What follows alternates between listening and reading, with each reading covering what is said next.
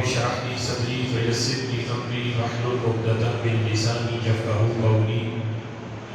الحمد لله الذي من علينا في البداية بالهداية وأنقذنا من الضلالة بمحض الفيض والعناية، والصلاة والسلام على سيدنا محمد الذي هو البقاية من الغواية وعلى آله وأصحابه ذوي الرواية والدراية، صلاة وسلاما لا غاية لهما ولا نهاية. أما بعد، فأعوذ بالله من الشيطان الرجيم. بسم الله الرحمن الرحيم. قال الله تبارك وتعالى في القرآن المجيد والفرقان الحميد: محمد رسول الله والذين معه أشداء على الكفار رحماء بينهم، صدق الله العظيم. قال الله تبارك وتعالى في شان حبيبه مخبرا وآمرا: إن الله وملائكته يصلون على النبي يا أيها الذين آمنوا صلوا عليه وسلموا تسليما. الصلاة والسلام عليك يا سيدي يا رسول الله وعلى آلك وأصحابك يا سيدي يا حبيب الله. الصلاة والسلام عليك يا سيدي يا نبي الله وعلى آلك وأصحابك يا سيدي يا نور الله. مولاي صل وسلم دائما أبدا على حبيبك خير الخلق كلهم، هو الحبيب الذي ترجى شفاعته لكل حول من الأحوال مقتحم، منزه عن شريك في محاسنه فجوهر الحسن فيه غير منقسم. يا رب صل وسلم دائما أبدا على حبيبك خير الخلق كلهم. اللہ وحدہ لا شریک کی حمد و ثنا اور حضور سرور کائنات مفخر موجودہ زینت بزم کائنات باعث تخلیق کائنات دستگیر جہاں اور گسار زمان حامی بے کسان سید سروران قائد المرسلین خاتم النبیین احمد مصطفیٰ جناب محمد مصطفیٰ صلی اللہ تعالی علیہ وبارک وسلم کے دربار ناز میں ہدیہ درود و سلام عرض کرنے کے بعد نہایت ہی معزز محتشم حضرات و سامعین، رب ذوالجلال کے فضل اور توفیق سے جمعۃ المبارک کے اس بابرکت اور پرنور اجتماع میں ہم سب کو شرکت کی سعادت حاصل ہو رہی ہے۔ میری دعا ہے رب ذوالجلال ہم سب کی حاضری اپنی بارگاہ میں قبول فرمائے اور رب ذوالجلال ہمیں قرآن و سنت کا فہم عطا فرمائے۔ آج ذی الحج شریف کی 19 تاریخ ہے۔ اس ماہ مبارک کی 18 تاریخ کو 18 ذی الحج کو رسول اللہ صلی اللہ تعالی علیہ وسلم کے عظیم صحابی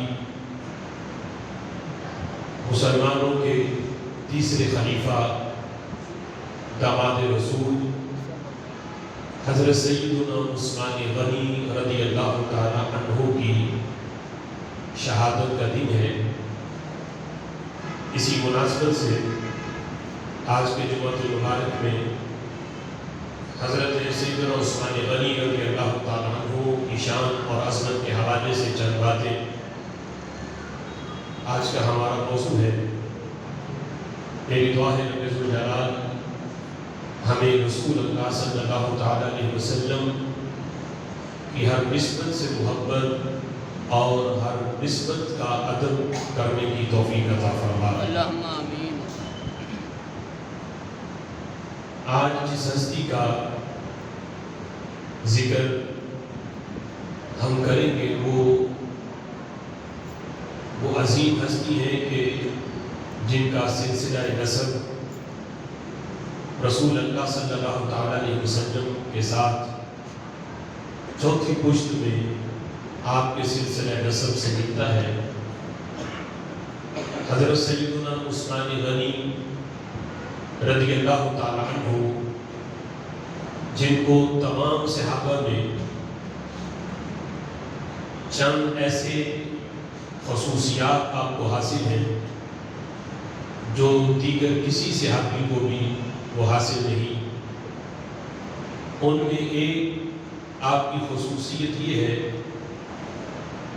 کہ دیگر انبیاء کی جو امتیں ہیں ان میں سے بھی کسی امتی کو یہ شرف نہیں ملا کہ کسی نبی کی دو بیٹیاں ایک کے بعد دیگرے کسی ایک بندے کی عقد میں آئی ہو۔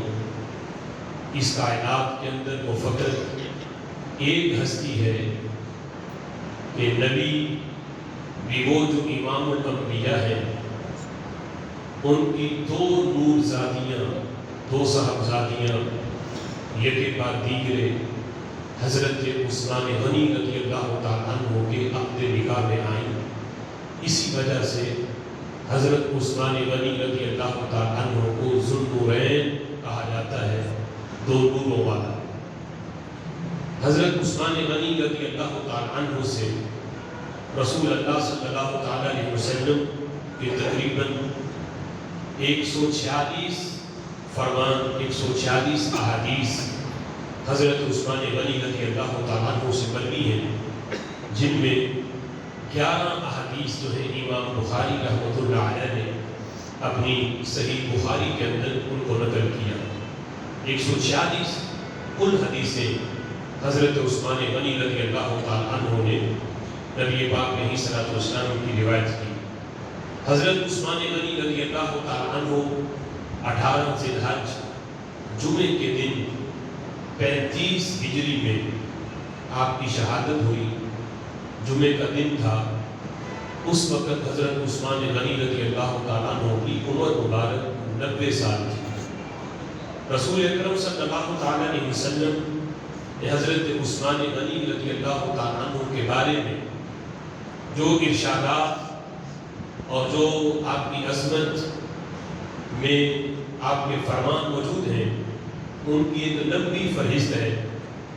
جس طرح مسند ابی یعلا کے اندر رسول اللہ صلی اللہ تعالیٰ علیہ وسلم کا یہ فرمان، اور حضرت عثمان غنی رضی اللہ تعالیٰ عنہ کی شان اور عظمت کے حوالے سے ہمارا یہ کوئی پہلا موضوع نہیں، اس سے پہلے متعدد موضوعات حضرت عثمان غنی رضی اللہ تعالیٰ عنہ کی عظمت کے حوالے سے گزرے ہیں۔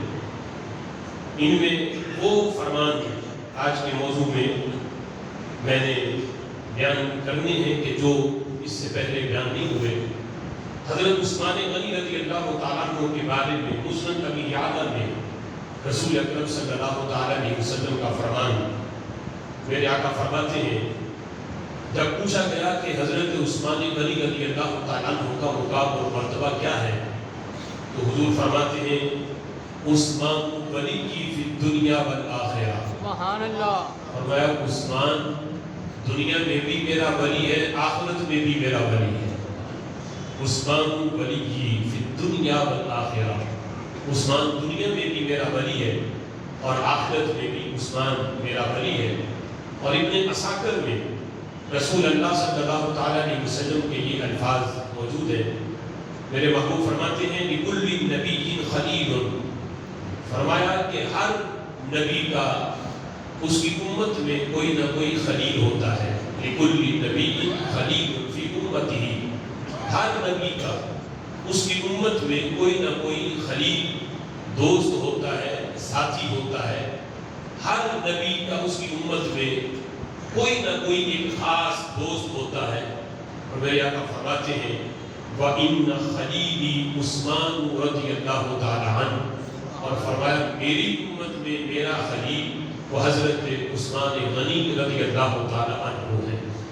اور امام ترمذی نے ترمذی شریف کے اندر، اور اسی حدیث کو امام حاکم نے اپنی مستدرک میں اس حدیث کو روایت کیا، وہاں یہ لفظ ہے میرے آقا فرماتے ہیں لِكُلِّ نَبِيٍّ رَفِيقٌ فِي الْجَنَّةِ، ہر نبی کا جنت میں خاص اس کا کوئی نہ کوئی رفیق ہوگا۔ جب میدان محشر کے بعد سارے جنہوں نے جنت میں جانا ہے جنت میں چلے جائیں گے تو ہر نبی کا جنت میں ایک خاص رفیق ہوگا۔ لِكُلِّ نَبِيٍّ رَفِيقٌ فِي الْجَنَّةِ، ہر نبی کا خاص رفیق ہوگا۔ میرے آقا فرماتے ہیں وَرَفِيقِي فِي الْجَنَّةِ عثمان رضی اللہ تعالیٰ عنہ، اور جنت میں میرا رفیق وہ خاص قسم کا جو قرب جو ہر امتی کو ہر نبی کو رب ذوالجلال اس کی ہر امتی کو اس کے ساتھ جنت میں دے گا۔ فرمایا میرے ساتھ جن کی رفاقت ہے جنت میں وہ خاص قسم کی رفاقت وہ رب ذوالجلال حضرت عثمان غنی رضی اللہ تعالیٰ عنہ کو عطا فرمائے گا۔ رسول اکرم صلی اللہ تعالیٰ علیہ وسلم نے حضرت سیدنا عثمان غنی رضی اللہ تعالیٰ عنہ کے جنتی ہونے کا ذکر اپنے فرمان میں متعدد مرتبہ کیا۔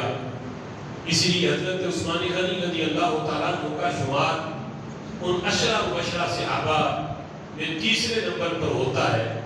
سب سے پہلے حضرت صدیق اکبر، حضرت فاروق اعظم رضی اللہ تعالیٰ عنہ، اور جس طرح خلفاء میں تیسرا نمبر آپ کا ہے اسی طرح عشرہ مبشرہ وہ 10 صحابہ جن کو ان کی زندگی میں رسول اللہ صلی اللہ علیہ وسلم نے جنت کی بشارت دی، ان میں حضرت عثمان غنی رضی اللہ تعالیٰ عنہ کا تیسرا نمبر ہے۔ اس سلسلہ میں امام حاکم نے اپنی مستدرک کے اندر اس حدیث کو روایت کیا۔ حضرت عبداللہ ابن عباس رضی اللہ تعالیٰ عنہما اس حدیث کو روایت کرتے ہیں، ایک شخص رسول اللہ صلی اللہ علیہ وسلم کی بارگاہ میں آیا اور اس نے آ کر حضرت عثمان غنی رضی اللہ تعالیٰ عنہ کے بارے میں سوال پوچھا۔ کہا ما عثمان، مطلب تھا کہ حضرت عثمان غنی کی حقیقت کیا ہے، ان کا مقام اور مرتبہ کیا ہے، محبوب ان کی شان کیا ہے؟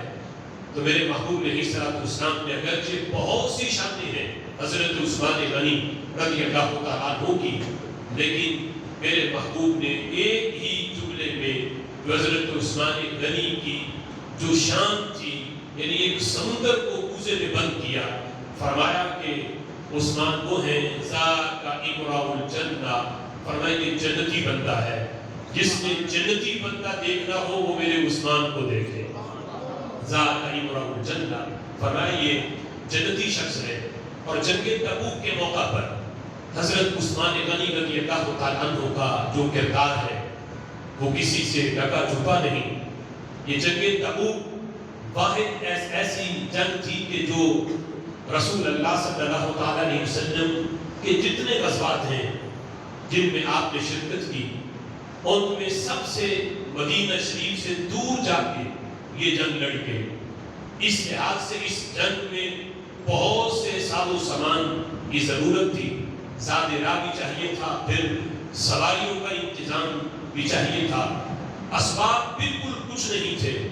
جس وقت میرے محبوب علیہ السلام نے اس سلسلہ میں صحابہ میں یہ اعلان کیا، ان کو اس مقصد کے لیے گوارا اس جنگ کے اندر اپنا فنڈ پیش کرو، تو حضرت عثمان غنی رضی اللہ تعالیٰ عنہ کھڑے ہوئے اور عرض کرنے لگے یا رسول اللہ صلی اللہ علیہ وسلم علیہ مئۃ بعیر باحداثها واقطابها فی سبیل اللہ، محبوب اللہ کے راستے میں اس جنگ کے لیے میں 100 اونٹ مال ساز و سامان میں اللہ کے راستے میں پیش کرتا ہوں۔ سبحان اللہ۔ میرے محبوب نے قبول کیا، پھر مزید میرے محبوب نے اس پہ ان کو ابھارا کہ مزید اس جنگ کے لیے مال پیش کرو، یہ بھی بہت کم ہے، جتنا ضرورت ہے اس لحاظ سے ابھی یہ کچھ بھی نہیں۔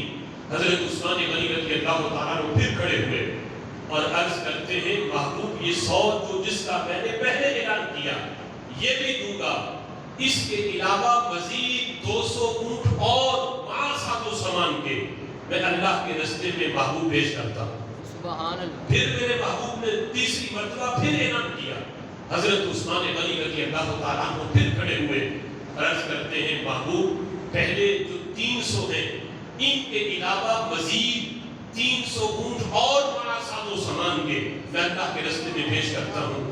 اب جس وقت نبی پاک علیہ الصلوۃ والسلام کے 3 مرتبہ اعلان کرنے پر یہ اعلان حضرت عثمان غنی رضی اللہ تعالیٰ عنہ نے کیا. اعلان 600 کا تھا لیکن جب دیے تو 1000 اونٹ اللہ کے راستے میں ساز و سامان کے پیش کرتے ہیں. سبحان اللہ. اب حضرت عثمان غنی رضی اللہ تعالیٰ عنہ نے جب 600 اونٹ دینے کا اعلان کیا تو صحابی کہتے ہیں فَأَنَا رَأَيْتُ رَسُولَ اللَّهِ صَلَّى اللَّهُ عَلَيْهِ وَسَلَّمَ يَنزِلُ عَلَى الْمِنبَرِ وَهُوَ يَقُولُ مَا عَلَى عُثْمَانَ مَا عَمِلَ بَعْدَ هَٰذِهِ. فرمایا آج کے بعد عثمان کو اس کا کوئی عمل بھی نقصان نہیں دے سکتا. سبحان اللہ. آج کے بعد عثمان کا کوئی عمل بھی عثمان کو نقصان نہیں دے سکتا.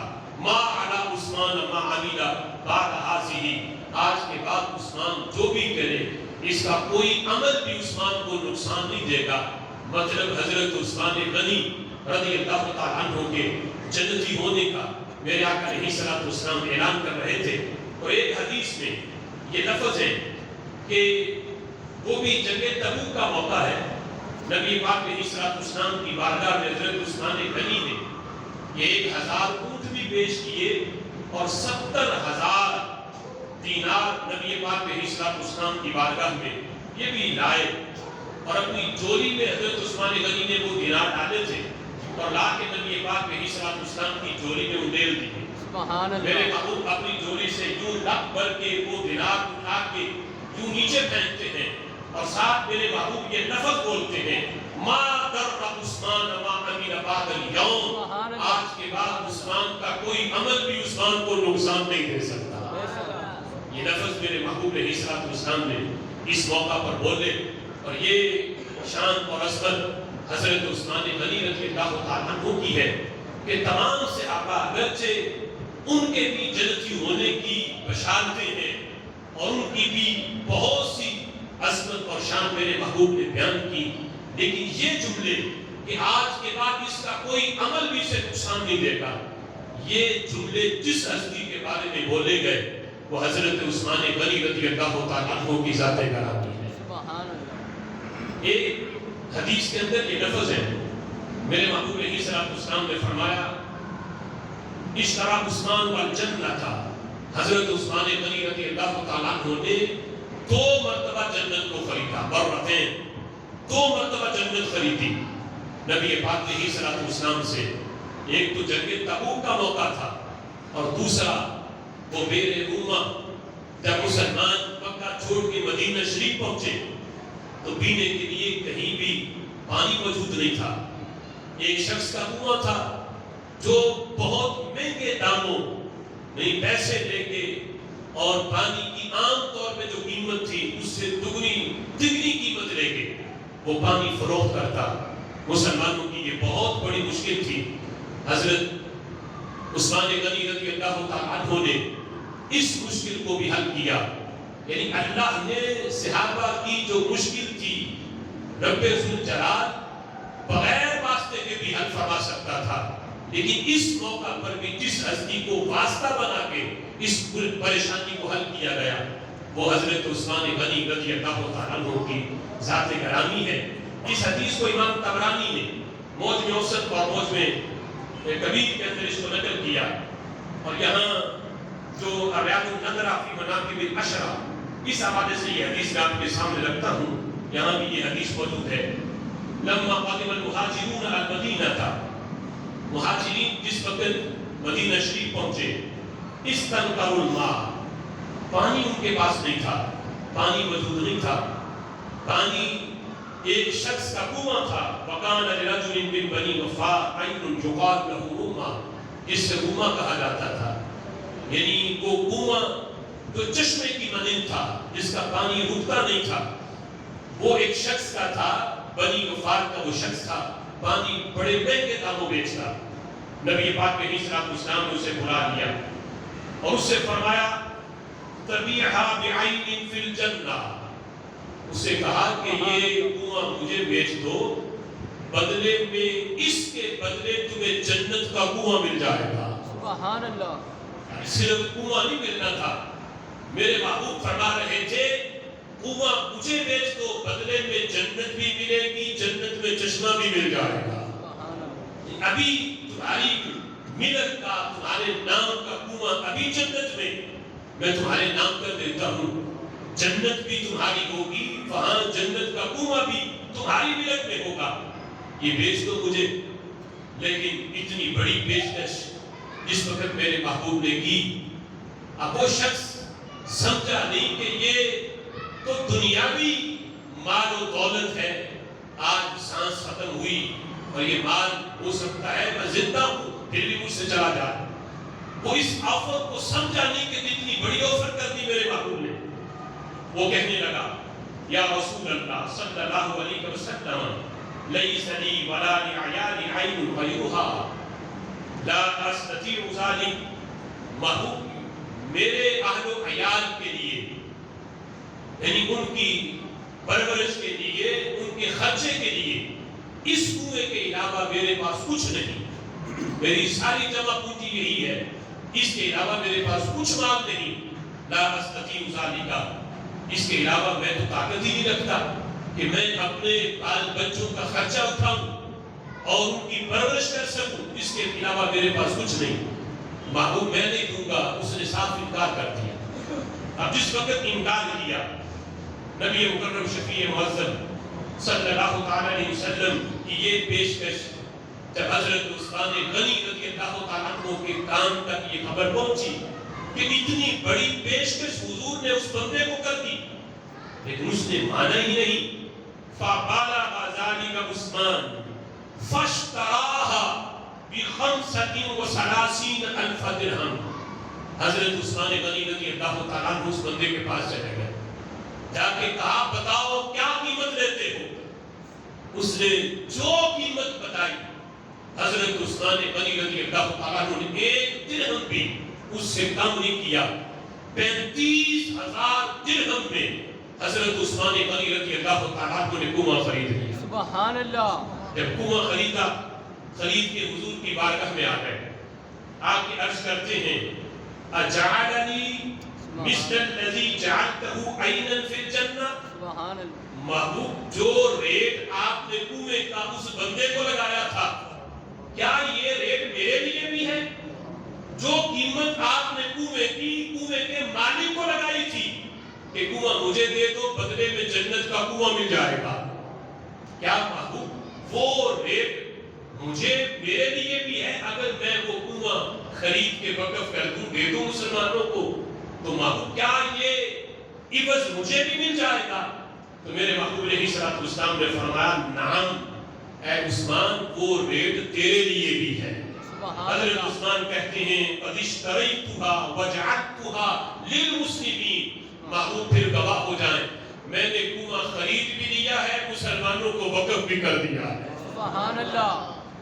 یہ موقع تھا دوسرا کہ حضرت عثمان غنی رضی اللہ تعالیٰ عنہ نے رسول اللہ صلی اللہ تعالیٰ علیہ وسلم سے جنت خریدی، اسی لیے فرمایا اشترا عثمان من رسول اللہ صلی اللہ علیہ وسلم الجنت مرتين، حضرت عثمان غنی رضی اللہ تعالیٰ عنہ وہ ہستی ہیں جنہوں نے رسول اللہ صلی اللہ تعالیٰ علیہ وسلم سے 2 مرتبہ جنت خریدی، ایک مرتبہ غزوہ تبوک کے موقع پر اور دوسری مرتبہ بے روما خرید کر مسلمانوں کو وقف کر کے اس موقع پر بھی جنت حضرت عثمان غنی رضی اللہ تعالیٰ عنہ نے خریدی۔ بلکہ ابن عساکر میں تو یہ لفظ موجود ہے، میرے محبوب کا یہ فرمان، فرما عثمان غنی رضی اللہ تعالیٰ عنہ اکیلے جنت میں نہیں جائیں گے، بلکہ حضور فرماتے ہیں لَيَدْخُلَنَّ بِشَفَاعَةِ عُثْمَانَ 70,000، فرمایا میرے عثمان کی شفاعت سے ایک نہیں، 2 نہیں، 1000 نہیں، 70,000 بندے جنت میں جائیں گے عثمان رضی اللہ تعالیٰ عنہ کی شفاعت سے۔ حضرت عثمان غنی شفاعت کریں گے اور ان کی شفاعت سے 70,000 بندے جنت میں چلے جائیں گے۔ ہو سکتا ہے کوئی یہ کہہ دے کہ جنت میں تو وہ پہلے بھی چلے جاتے، اگرچہ حضرت عثمان کی شفاعت نہ بھی ہوتی، بس تھوڑا سا ان کے نام اعمال کم تھے، ایک نیکی کم تھی، کوئی بڑی سفارش نہیں انہوں نے کی، تو میرے محبوب نے فرمایا وہ 70,000 جنت میں جائیں گے کلہم استوجب النار، جو جہنمیوں کی صفوں میں کھڑے ہوں گے، جن کے بارے میں جہنمی ہونے کا فیصلہ ہو چکا ہوگا کہ یہ پکے جہنمی ہیں، پھر حکم ہوگا عثمان کو کہ عثمان یہ جہنمیوں کی صفیں لگی ہیں، ان میں جس کو تم چاہو 70,000 بندوں کی شفاعت کرو، اللہ تمہاری شفاعت سے 70,000 کو جنت عطا فرما دے گا۔ سبحان اللہ۔ حضرت عثمان غنی رضی اللہ تعالیٰ عنہ کی اکیلے کی شفاعت اب اس حدیث کو بیان کر کے، اور یہ حدیث صحیح سند کے اندر کوئی ضعف نہیں، امام حاکم نے بھی اس حدیث کو روایت کیا، امام طبرانی نے موجم اوسط کے اندر اس حدیث کو نقل کیا، حدیث کی سند کے اندر کسی قسم کا ضعف نہیں، لیکن آج اس حدیث کو بیان کر کے شان عثمان غنی صرف سنی کی زبان بیان کر سکتی ہے، سبحان اور اللہ۔ اس حدیث کو سن کر شان عثمان غنی صرف سنی سینہ ہی قبول کر سکتا ہے، نہ رافضی نہ خارجی۔ اس حدیث کو بیان کر کے حضرت عثمان غنی رضی اللہ تعالیٰ عنہ کی عظمت کبھی بیان نہیں کریں گے۔ رافضی تو ویسے ہی بغض صحابہ کی وجہ سے اس حدیث کے قریب ہی نہیں جائیں گے، ان کا دین اور دعویٰ سب کچھ وہ کربلا ہے، حضرت مولا علی رضی اللہ تعالیٰ عنہ سے بڑھ کر کسی کی شان مانتے ہی نہیں، ان سے تو ویسے ہضم نہیں ہوگی، بلکہ ان سے تو رسول اللہ کی شان ہضم نہیں ہوتی، وہ سب کچھ حضرت مولا علی کو مانتے ہیں، لیکن یہ سنی کا سینہ ہے جو سمجھتا ہے، جانتا ہے، جن کا نظریہ ہے کسی صحابی کو ذاتی لحاظ سے ان کی کوئی شان نہیں، انہیں جو کچھ ملا ہے رسول اللہ کے قدموں کی خیرات ملی ہے۔ سبحان اللہ۔ رافضی ویسے یہ حدیث بیان نہیں کریں گے، اور خارجی اس وجہ سے بیان نہیں کریں گے، شان عثمان کو مانتے ہیں، دعویٰ ان کا ہے، لیکن اس حدیث کو اس لیے بیان نہیں کریں گے کہ جو شفاعت رسول کا منکر ہو وہ شفاعت عثمان کیسے مان سکتا ہے؟ یہ سنی کا سینہ ہے جو جانتا ہے ہمارے آقا علیہ السلام بھی شفاعت کریں گے، اور ان کے صدقے ان کے غلاموں کو بھی اللہ شفاعت کا عزت عطا فرمائے گا۔ اہل سنت کا سینہ اس لحاظ سے جتنا کھلا ہے، وہ نبی پاک علیہ السلام کی شفاعت بھی مانتے ہیں، اور ان کے صدقے ان کے غلاموں کی شفاعت بھی ماننے والے ہیں۔ امام طبرانی نے اس حدیث کو موجم کبیر کے اندر اور موجم اوسط میں دونوں میں یہ حدیث موجود ہے، حضرت عبداللہ ابن مسعود رضی اللہ تعالیٰ عنہ اس حدیث کے راوی ہیں، اور یہ حدیث ریاض النظرہ کے اندر بھی یہ نقل کی گئی، حضرت عثمان غنی رضی اللہ تعالیٰ عنہ کے مناقب میں صحابہ کرام علیہ رضوان حضرت عبداللہ ابن مسعود رضی اللہ تعالیٰ عنہ اس حدیث کے راوی ہیں، کہتے ہیں نحن فی غزوات، ہم مع رسول اللہ صلی اللہ علیہ وسلم، حضرت عبداللہ ابن مسعود کہتے ہیں ہم ایک غزوہ میں نبی پاک علیہ السلام کے ساتھ تھے، کہتے ہیں قد اصاب المسلمین جہدا حتی عرفت القرابۃ فی وجوہ المسلمین والفرح فی وجوہ المنافقین، کہتے ہیں مسلمانوں کو ایک تکلیف پہنچی، مشکل آ گئی ایک غزوہ میں۔ حضرت عبداللہ ابن مسعود کہتے ہیں میں بھی موجود تھا، مسلمانوں کے پاس کھانے پینے کا ساز و سامان بالکل ختم ہو گیا، کچھ بھی کھانے پینے کے لیے نہیں تھا، یہاں تک کہ اتنی بھوک کی شدت تھی کہ بھوک کے اثرات صحابہ کے چہروں سے نظر آنے لگے۔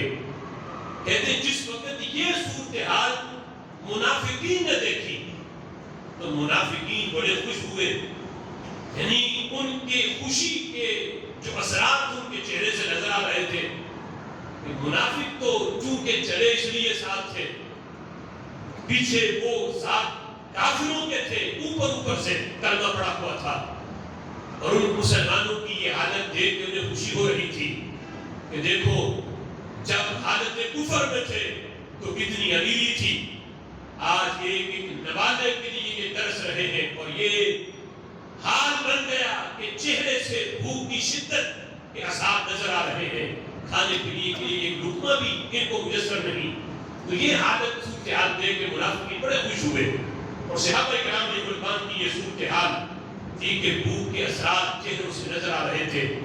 حضرت عبداللہ ابن مسعود کہتے ہیں فلما رأى ذلك رسول اللہ صلی اللہ علیہ وسلم، جب میرے محبوب نے اپنے غلاموں کی یہ حالت دیکھی تو حضور نے ایک غائب کی خبر دے دی۔ سبحان اللہ۔ کیا فرمایا؟ اللہ کی قسم اٹھا کے حضور فرماتے ہیں واللہ لا تغیب الشمس حتی یأتیکم اللہ الرزق، فرمایا میرے غلاموں اللہ کی قسم یہ جو سورج نکلا ہوا ہے یہ غروب نہیں ہوگا، تمہارے کھانے کا بندوبست ہو جائے گا۔ سبحان اللہ۔ میرے غلاموں یہ جو سورج تم نکلا ہوا دیکھ رہے ہو لا تغیب الشمس، یہ غائب نہیں ہوگا حتی یأتیکم اللہ رزقا، اللہ تمہارے لیے لنگر کا بندوبست فرما دے گا، تمہارے کھانے کا بندوبست ہو جائے گا۔ اب اس وقت بظاہر اسباب نظر نہیں آ رہے تھے کہ کہاں سے ہوگا، کہ صحابہ نہ اپنے علاقے میں تھے کہ جہاں یہ صورتحال بن جاتی، کوئی گھر سے پکا کے لے آتا، یعنی بظاہر اسباب نظر نہیں آ رہے تھے۔ میرے محبوب وہاں حکم دیتے تو جنت سے کھانے اتر آتے، لیکن اس موقع پر میرے محبوب کی اس خبر کو سچا اللہ نے کرنا تھا، اور جس واسطے سے سچا کیا وہ واسطہ حضرت عثمان غنی کا واسطہ ہے رضی اللہ تعالی عنہ۔ حضرت عثمان غنی رضی اللہ تعالی عنہ تک میرے محبوب کا یہ فرمان نہیں پہنچا، یعنی حضور کی یہ بات سنی نہیں کہ محبوب نے اپنے غلاموں کو یہ تسلی دے دی ہے۔ حضرت عثمان غنی نے اپنے تائیں صحابہ کی یہ صورتحال دیکھی کہ کھانے پینے کے لیے کچھ نہیں ہے۔ حضرت عثمان غنی رضی اللہ تعالیٰ عنہ کو جب علم ہوا آپ فوراً منڈی گئے، فاشتراها، حضرت عثمان غنی رضی اللہ تعالیٰ عنہ نے ب14 راحلۃ، 14 اونٹ حضرت عثمان غنی نے غلہ کے لدے ہوئے 14 اونٹ حضرت عثمان غنی نے خرید لیے۔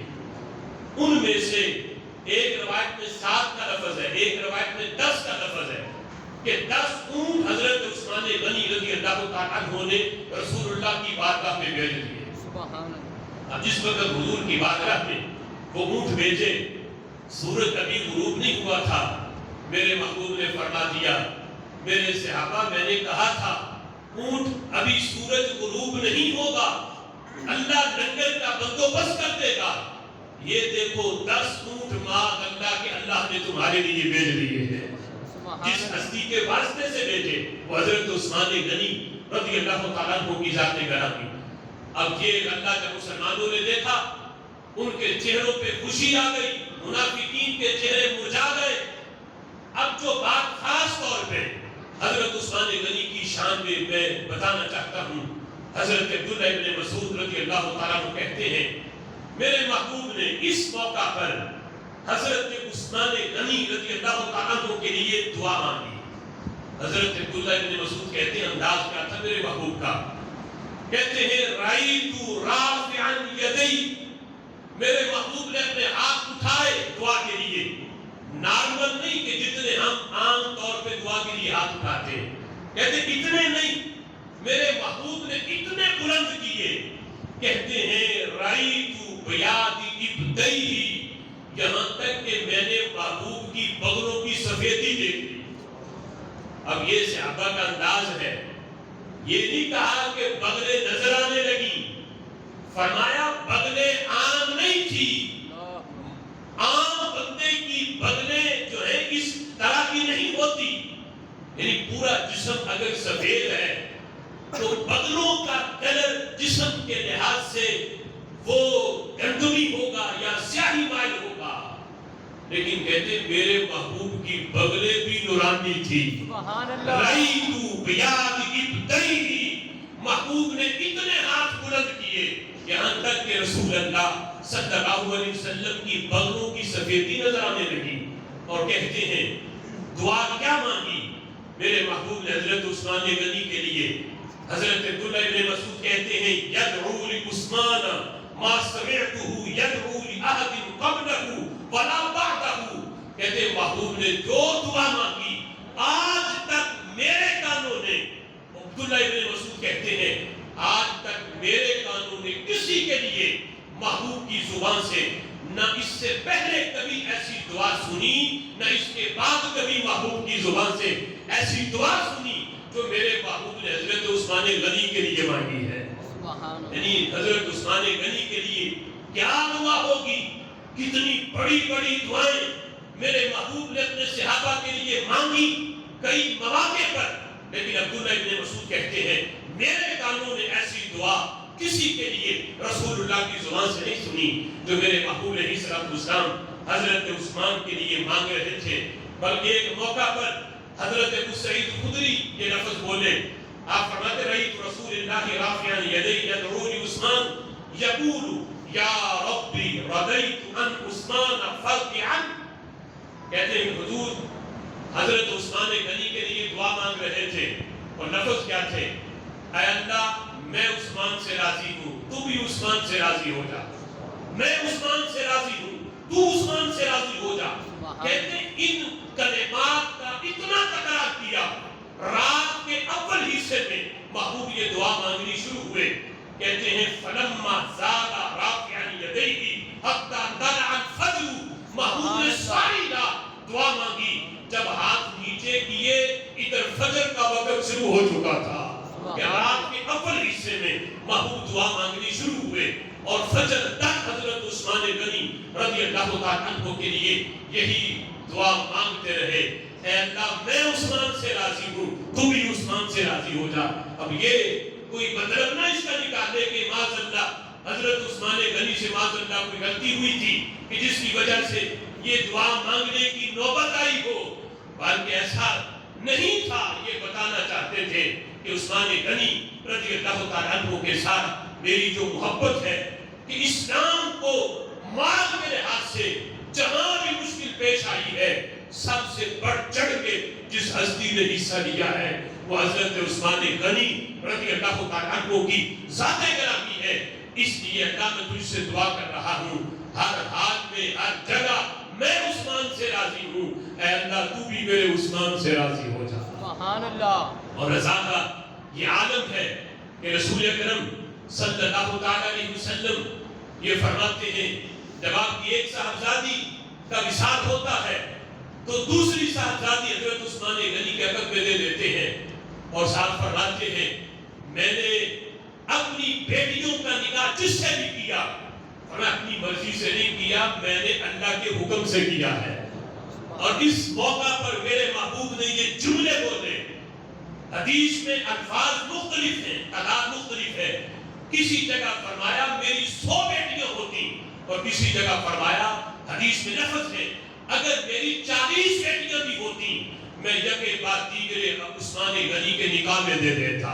اتنا اعتماد ہے رسول اللہ صلی اللہ علیہ وسلم کو اپنے اس داماد سے اور اتنی محبت ہے اور ان کی شان اور عظمت کا اظہار ہے کہ میرے محبوب علیہ السلام بتاتے ہیں فرما رہے ہیں 40 بیٹیاں بھی اللہ اگر مجھے دیتا ایک ایک کر کے وہ فوت ہوتی. فرمایا وہ 40 کی 40 بیٹیوں کا نکاح ایک ایک کر کے میں حضرت عثمان غنی سے کرتا جاتا. امام طبرانی نے موجم موصف کے اندر اس حدیث کو نقل کیا. ایک موقع پر حضرت ام کلثوم رضی اللہ تعالی عنہا میرے محبوب علیہ السلام کی صاحبزادی اور حضرت عثمان غنی رضی اللہ تعالی عنہ کی زوجہ محترمہ وہ حضور کی بارگاہ میں آئیں اور آ کے اپنے ابا جی سے سوال کیا.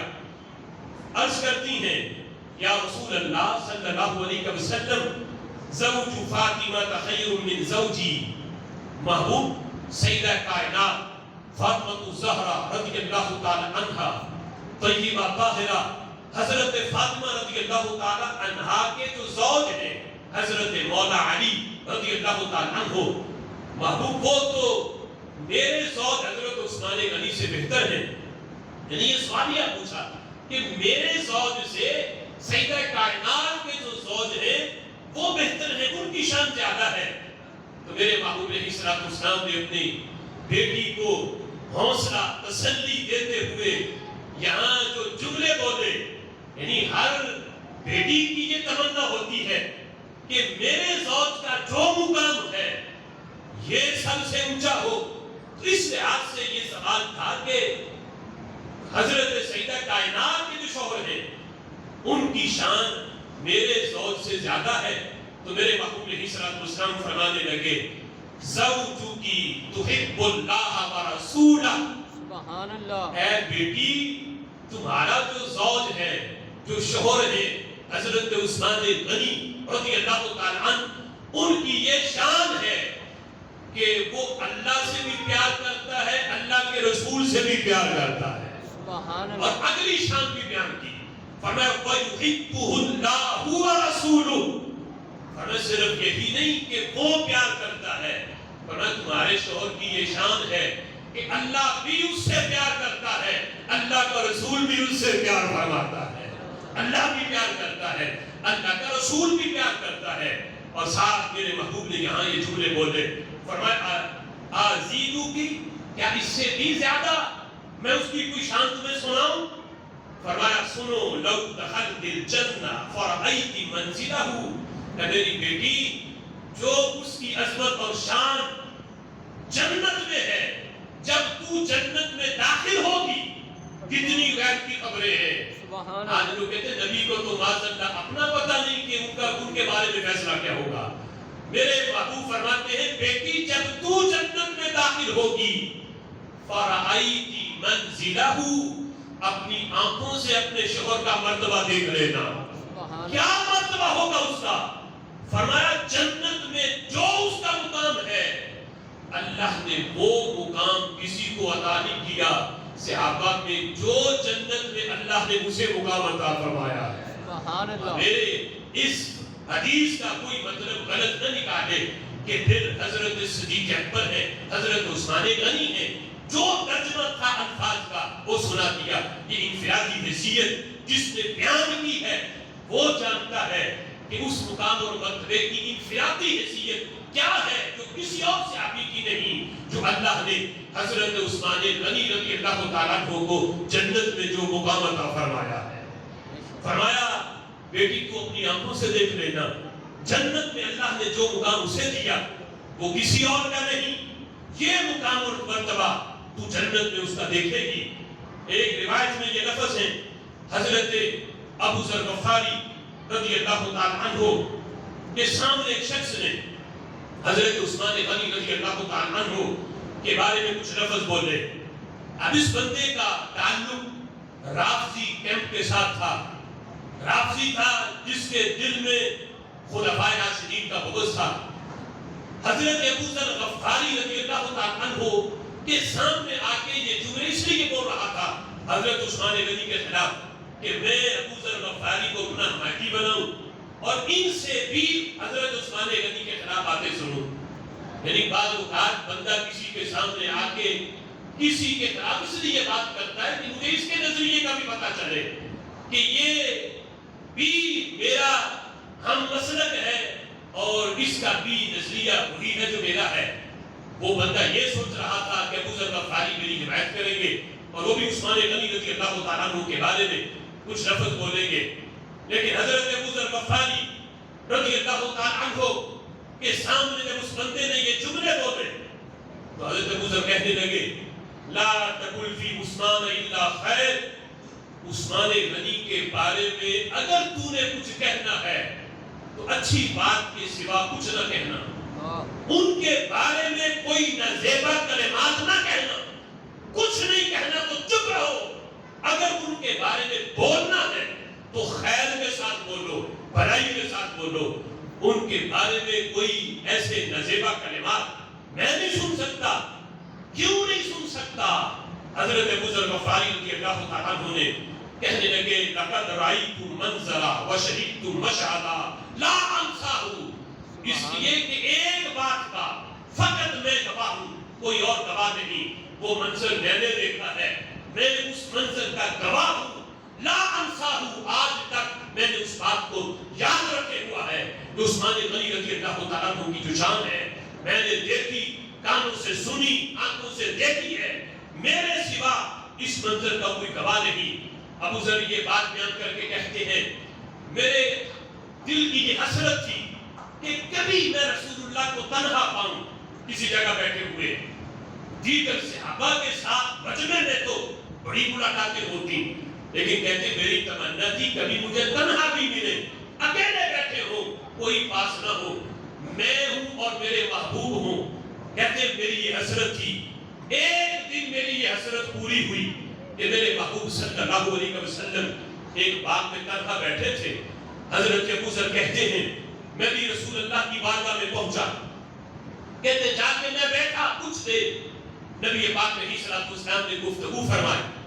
پھر کہتے ہیں تھوڑی دیر کے بعد جاء ابو بکر ثم عمر ثم عثمان رضی اللہ تعالی عنہ. کہتے پھر حضور کی بارگاہ میں حضرت صدیق اکبر آ گئے، پھر حضرت عمر آ گئے، پھر حضرت عثمان غنی آ گئے. یہ ترتیب آنے کی اور ان کے جانے کی یہ کوئی اتفاقی نہیں، یہ طے شدہ تھی. اس ترتیب سے اللہ ان کو لاتا تھا اور اس ترتیب سے ان کو لے جاتا تھا. کسی مجلس سے بتانا یہ تھا کہ جس ترتیب سے آگے آ رہے ہیں یہی ترتیب ان کی خلافت کی ہے. میرے محبوب نے جس وقت مسجد نبوی کی بنیاد رکھی، سب سے پہلے پتھر خود رکھا، پھر حضرت صدیق اکبر سے رکھوایا، پھر حضرت عمر سے رکھوایا، پھر حضرت عثمان غنی سے رکھوایا. پوچھا گیا محبوب یہ ترتیب کیوں ہے؟ میرے محبوب فرما دیا جس ترتیب سے آج کے پتھر رکھ رہے ہیں یہی ترتیب میرے بعد ان کی خلافت کی ترتیب ہوگی. اب دیکھو آج وہ لوگ جو حضرت مولا علی کو پہلا نمبر دیں، کس طرح میرے محبوب کا یہ علم غیب ہے کہ جس ہستی کو خلافت میں پہلا نمبر دیا دنیا میں جانے کے لحاظ سے بھی اس کا نمبر پہلا ہے. اگر ترتیب یوں ہوتی خلافت کا پہلا نمبر مولا علی کا ہوتا تو 3 صحابہ پہلے دنیا سے چلے جاتے، پھر یہ چاروں خلفاء کی ترتیب کیسے بنتی؟ یہ غیب کی خبر تھی. میرے محبوب بتا رہے تھے جس طرح میں ان کی خلافت بیان کر رہا ہوں یہی ترتیب ان کی دنیا سے جانے کی ترتیب ہوگی. سبحان اللہ. یہ کئی فرمان کے اندر میرے محبوب نے یہ ترتیب بیان کی. حضرت ابو ذر کہتے ہیں جب یہ تینوں صحابی آ گئے، یہاں حضرت مولا علی کا ذکر نہیں، کہتے جب تینوں آ گئے میرے محبوب علیہ الصلوۃ والسلام سے زمین سے کچھ کینکریاں حضور نے اٹھائیں، اپنی مٹھی میں ان کو بند کیا. حضرت ابو ذر کہتے ہیں فَصَبَحْنَا فِي كَفِّهِ، ان کینکریوں نے حضور کی بات مٹھی میں آ کے انہوں نے تسبیح پڑھنا شروع کر دی. بجان کینکریوں میں جان آ گئی. ابو ذر کہتے ہیں وہ تسبیح میں نے بھی سنی، میرے ساتھ جو تینوں صحابہ بیٹھے تھے خلفاء انہوں نے بھی سنی، سب نے سنی ان کینکریوں کی تسبیح کی آواز. پھر ابو ذر کہتے حضور نے وہ کینکریاں رکھ دی، پھر کینکریوں کو پکڑا اور ثم ناولہن ابا بکر، پھر حضور نے وہ کینکریاں حضرت صدیق اکبر کو دے دی. اب یہاں بھی حضرت عثمان غنی سے شروع نہیں کیا، پہلے کینکریاں حضرت صدیق اکبر کو پکڑائیں. کہتے جب ان کی ہتھیلی میں آئی فَصَبَّحْنَا فِي كَفِّهِ، حضرت صدیق اکبر کی ہتھیلی میں آ کے ان کینکریوں نے تسبیح کرنا شروع کر دی. جب انہوں نے کینکریاں رکھی کینکریاں پھر چپ کر گئی، گونگی بن گئی، پھر آواز آنا بند ہو گئی. کہتے ہیں حضور نے دوسری مرتبہ کینکریاں پکڑی، ثُمَّ نَاوَلَهُنَّ عمر، پھر میرے محبوب نے وہ کینکریاں حضرت عمر کو دے دی. جب ان کی ہتھیلی میں آئی کینکریوں نے پھر تسبیح پڑھی، پھر جب انہوں نے رکھ دی پھر چپ کر گئی. کہتے ہیں تیسرے نمبر پہ ثُمَّ نَاوَلَهُنَّ عثمان، میرے محبوب نے وہ کینکریاں اٹھا کے حضرت عثمان غنی کو پکڑا دی. حضرت عثمان کے ہاتھ میں بھی ان کینکریوں نے تسبیح پڑھی. ابو ذر رضی اللہ تعالی عنہ یہ حدیث سنا کے اس گستاخ کو چپ کروا رہے تھے کہ تم حضرت عثمان غنی کے بارے میں یہ لفظ بولتے ہو.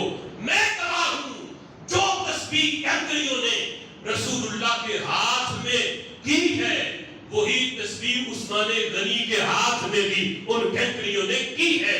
میرے محبوب کی نبوت بے مثال و بے مثال ہے، اسی طرح عثمان غنی کی ولایت بھی بے مثال اور بے مثال ہے. جس طرح حضور کے ہاتھ میں آگے بے جان کینکریوں میں جان آتی ہے طرح عثمان غنی کے ہاتھ میں جب وہ کینکریاں آتی ہیں، بے جان کینکریوں میں اللہ جان ڈال دیتا ہے اور وہ تصویر کرتی ہے۔ یہ حدیث بیان کر کے حضرت ابو ذر رضی اللہ تعالیٰ عنہ عثمان غنی رضی اللہ تعالیٰ عنہ کی حیثیت یہ واضح کر رہے تھے کہ میں کبھی بھی عثمان غنی کے بارے میں ایسے نازیبا کلمات نہیں سن سکتا جن کو اللہ نے ولایت میں اتنا اونچا مقام عطا فرمایا ہو۔ ان کے بارے میں ابو ذر کبھی بھی ایسے کلمات نہیں سن سکتا۔ جتنی دیر تک آپ نے یہ شان بیان کی اسے بٹھایا اپنے پاس، پھر کہا کہ میرا اس بندے سے کوئی تعلق نہیں جو رسول اللہ کے خلفاء کے بارے میں کوئی بکواس کرے اور ان کی شان میں گستاخی کرے، اس لیے کہ رسول اللہ کی بارگاہ میں جب ایک جنازہ لایا گیا، میرے محبوب نے جنازہ پڑھنے سے انکار کر دیا۔ پوچھا گیا محبوب آپ نے تو کبھی کسی جنازے پڑھنے میں انکار نہیں کیا، آج معاملہ کیا ہے کہ جنازہ پڑھنے سے آپ نے انکار کر دیا؟ میرے محبوب فرمانے لگے میں اس بندے کا جنازہ کیسے پڑھوں جو دل میں میرے عثمان کا بغض رکھتا تھا، میں اس کا جنازہ نہیں پڑھوں گا۔ حضرت عثمان غنی رضی اللہ تعالیٰ عنہ کا ہلکا سا بھی دل میں کوئی بغض رکھے، میرے محبوب اس کا جنازہ پڑھنے سے انکار کر دیں، یعنی رسول اللہ کی رحمت اور ان کی شفاعت سے وہ بندہ محروم ہے۔ جو میرے محبوب علیہ السلام کے کسی صحابی کا گستاخ ہو، بالخصوص خلفائے راشدین کی شان میں جو گستاخی کرے، ہلکا سا بھی سینے میں ان کے بارے میں بغض رکھے، میرے محبوب علیہ السلام نے اس بندے کا جنازہ پڑھنے سے انکار کیا۔ فرمایا میں جنازہ نہیں پڑھوں گا اس لیے کہ اس کے دل میں میرے عثمان کا بغض ہے۔ آج حضرت عثمان غنی رضی اللہ تعالیٰ عنہ کی شہادت کا جو دن ہے 18 ذی الحج، اسے کس طرح متنازع بنایا جا رہا ہے کہ اس دن کو بھی ایک جشن غدیر کی طرف منسوب کر کے اس دن کو جشن کا دن بنایا جا رہا ہے۔ یہ بیماری پہلے روافظ تک محدود تھی، لیکن افسوس کہ اس کے جراثیم اب کچھ اہل سنت کے ماننے والے جو پیر خانے ہیں، آستانے ہیں، ان تک بھی یہ جراثیم پہنچنے شروع ہو گئے۔ کورونا کا وائرس اتنا نقصان دہ نہیں جتنا وائرس یہ نقصان دہ ہے کہ جتنی تیزی سے یہ پھیل رہا ہے۔ کورونا ایک بندے کو دوسرے سے نہیں رکھتا، محبوب نے فرمایا ہوا ہے کہ لا ادوا، بیماری متعدی نہیں ہوتی، اور ہمارا اس پہ ایمان ہے، لیکن یہ جراثیم رافضیوں کا جھوٹا کھا کھا کے یہ شرائط کر رہا ہے اہل سنت کے آستانوں پہ کہ آج دیکھنے میں آیا کہ وہ جھوٹا وہ جشن جو روافظ کا کڑا ہوا ہے اور جس نظریے سے وہ مناتے ہیں، اہل سنت دور دور تک اس کا اہل سنت کا واسطہ نہیں۔ جشن غدیر کے غدیر خم کے مقام پر حج کی واپسی کا سفر تھا، حجۃ الوداع۔ میرے محبوب علیہ السلام نے اس موقع پر جب صحابہ میں مال تقسیم کرنے کے لحاظ سے کچھ اختلاف ہوا اور حضرت مولا علی رضی اللہ تعالیٰ عنہ پر جب کسی نے اعتراض کیا تو میرے محبوب نے حضرت علی رضی اللہ تعالیٰ عنہ کا ہاتھ پکڑ کے بلند کر کے یہ کہا تھا کہ من کنت مولاہ فہذا علی مولا، جس کا میں مولا ہوں علی بھی اس کا مولا ہے۔ حدیث صحیح ہے، اس کا انکار نہیں۔ ہم حضرت علی رضی اللہ تعالیٰ عنہ کو مولا مانتے ہیں، اس کا انکار نہیں، لیکن اس حدیث کو لے کر روافظ کا گندا نظریہ یہ ہے، وہ کہتے ہیں اس موقع پر نبی پاک علیہ السلام نے حضرت مولا علی رضی اللہ تعالیٰ عنہ کو خلافت عطا کی۔ وہ اس حدیث غدیر کو حضرت علی رضی اللہ تعالیٰ عنہ کی خلافت بلا فصل مانتے ہیں، اس بنیاد پر وہ اس دن کو جشن مناتے ہیں 18 ذی الحج کو، اور در پردہ وہ جشن نہیں، غدیر حدیث غدیر کا نہیں مناتے، وہ جشن حضرت عثمان غنی رضی اللہ تعالیٰ عنہ کی شہادت کا مناتے ہیں، یعنی پس پردہ ان کا نظریہ گندا یہ ہے۔ لیکن آج ہمارے سنیوں کو سمجھ نہیں آ رہی، اگر کوئی کہے کہ ہم حضرت علی کو چوتھا خلیفہ مانتے ہیں، لیکن چونکہ اس دن حضرت علی کی یہ شان حضور نے بیان کی تھی، من کنت مولا فہذا علی مولا، ہم تو صرف یہ دن مناتے ہیں، دن خلیفہ ہم ان کو چوتھا ہی مانتے ہیں، خلیفہ بالفضل نہیں مانتے، لیکن ہم صرف یہ دن اس لیے مناتے ہیں کہ اس دن حضور نے حضرت علی کی یہ شان بیان کی، تو اس پر بھی علماء نے لکھا پھر بھی یہ دن منانا ناجائز ہے، اس لیے کہ یہ روافض کی مشابہت ہے، ان کا یہ شعار ہے، یہ مذہبی ان کی علامت بن چکا۔ آج کوئی اچھی نیت سے بھی یہ دن منائے گا، مشابہت کی وجہ سے ناجائز ہے۔ وہ جس نظریے سے منا رہے ہیں ان کی مشابہت کی وجہ سے یہ دن منانا جشن غدیر، اور یہ اس لحاظ سے یہ جشن کا نام دینا اہل سنت کے نظریات کے بالکل خلاف ہے۔ لہذا ہمارا ہرگز ایسے پیروں سے اور ایسے آستانوں سے کوئی تعلق نہیں جو اہل سنت کے عقائد کی دھجیاں اڑا کے آج روافض کے عقیدے کو پروان چڑھائے۔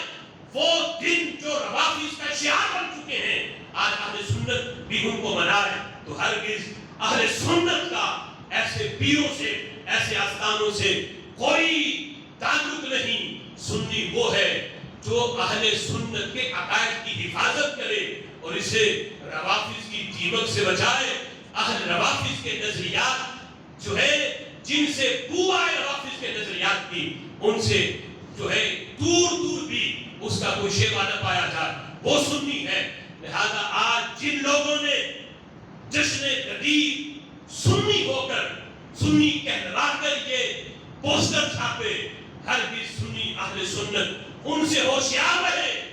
آج محض یہ جشن کا نام دیا، کل کو یہی لوگ اس موقع پر موتا کے جواز کے دلائل آپ کو دیتے ہوئے نظر آئیں گے کہ اس دن روافض جو ہے وہ جو منسوخ ہو چکا وہ متا، وہ اس دن مناتے ہیں اور متا کو جائز قرار دیتے ہیں، بلکہ اس کے فضائل جو ہے وہ بیان کرتے ہیں۔ میں نے اس پہ غور کیا کہ کیوں ہمارے آستانے تیزی کے ساتھ اس جشن کو منانے کی طرف جا رہے ہیں، تو پھر سوشل میڈیا پہ میں نے ایک پوسٹر دیکھا روافض کا، جس میں انہوں نے اس دن یہ بھی دعوت دی ہوئی تھی کہ اس میں شادی شدہ بھی آئے، قوارے بھی آئے، جو ایک رات کے لیے کسی لڑکی کے ساتھ اپنی مرضی کا ریٹ فکس کریں اور اس کے ساتھ وہ رات گزاریں، جو ایک مرتبہ کرے اسے اتنا ثواب، دو مرتبہ کرے اسے اتنا ثواب۔ تو وہ آستانے جو آج بے حیائی اور بے غیرتی بھی کرنا چاہتے ہیں اور اسے مذہبی لبادے کے اوپر چادر اس کی ڈالنا چاہتے ہیں، وہ تیزی کے ساتھ اس طرف جا رہے ہیں کہ چلو ہماری عیاشیاں بھی پوری ہو جائیں اور اس کے اوپر مذہب کی چادر بھی پڑی رہے۔ لہذا ایسے آستانوں سے اور ایسے پیروں سے ہوشیار رہے۔ اہل سنت کا ہرگز نہ صرف پیروں سے کوئی تعلق ہے۔ اب یہ حدیث وقت نہیں کہ میں اس کا جواب دوں کہ حدیث غدیر کے اندر جو میرے محبوب نے من کنت مولا کا جو لفظ بولا، مولا کا لفظ قرآن میں بھی آیا، کسی جگہ پر بھی اس کا ترجمہ خلیفہ نہیں کیا گیا۔ پھر ان سے سوال یہ ہے کہ اگر میرے محبوب نے حضرت علی کی خلافت کی بیان کرنی تھی تو کیوں حجۃ الوداع کا جو خطبہ تھا اس موقع کو کیوں ضائع کیا جہاں سارے لوگ جمع تھے؟ اگر خلافت بیان کرنی تھی، اتنا اہم اعلان تھا، تو حج کے موقع پر یہ اعلان کیا جاتا۔ حج سے واپسی غدیر خم کا مقام ہے اور وہاں یہ اعلان ہو رہا ہے۔ ہرگز یہ خلافت کا اعلان نہیں۔ حضرت مولانا علی رضی اللہ تعالیٰ عنہ سے جب پوچھا گیا کہ علی آپ بتائیں کیا آپ کے پاس رسول اللہ کا کوئی فرمان، کوئی ایسا لکھا ہوا کوئی موجود ہے جس میں آپ کو خلافت لکھ کے دی ہوئی ہو؟ حضرت علی قسم کھا کے کہتے ہیں اللہ کی قسم میرے پاس ایسا کچھ نہیں، نہ نبی کا قول نہ نبی کی تحریر کہ جس میں انہوں نے مجھے خلیفہ کہا ہو، ہرگز ایسا نہیں ہے۔ کہتے ہیں اگر میرے محبوب کا کوئی فرمان میری خلافت کے بارے میں ہوتا میں کسی کو خلافت کی مسند پہ بیٹھنے نہ دیتا۔ ابو بکر کے پیچھے نماز پڑھی، عثمان کے پیچھے، عمر کے پیچھے نماز پڑھی، ان کے ہاتھ میں بیعت کی ہے، اس لیے کی ہے کہ میرے محبوب انہیں اپنا خلیفہ نامزد فرما کے گئے تھے۔ آج وہ نام نہاد ڈاکٹر کہ جن کو خود عقیدے کا مرض لگا ہوا ہے اور اپنے آپ کو ڈاکٹر کہلانے والے، انہوں نے اس حدیث کا غلط معنی بیان کر کے یہ کہا کہ ٹھیک ہے ظاہری طور پہ خلافت کا پہلا نمبر صدیق اکبر کا ہے، لیکن غدیر خم کے مقام پر جو باطنی خلافت تھی اس کا پہلا نمبر رسول اللہ نے حضرت علی کو دیا، اور اس کا اعلان غدیر خم کے مقام پہ کیا۔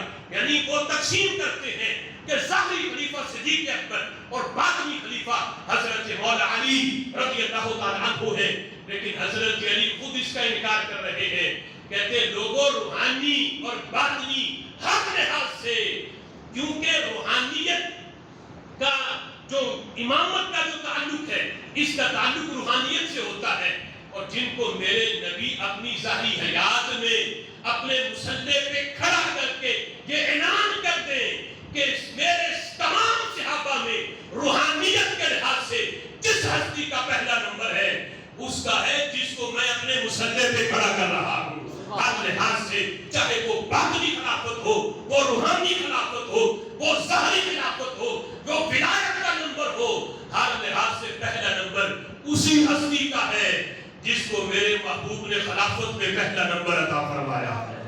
اللہ کی بارگاہ میں دعا ہے جو سنا اس کو یاد رکھنے کی توفیق عطا